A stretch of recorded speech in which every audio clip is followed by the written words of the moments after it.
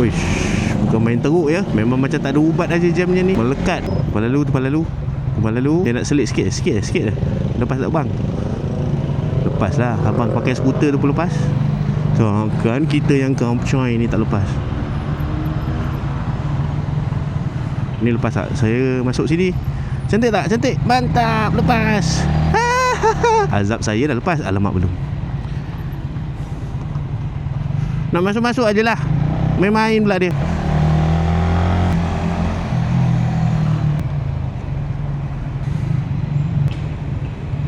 Okay. Ya. Seronok tengok orang kaki flat footed bila bawa motor ni. Parking mengundur macam tu. Rasa smooth saja. Kalau aku, terkial-kial.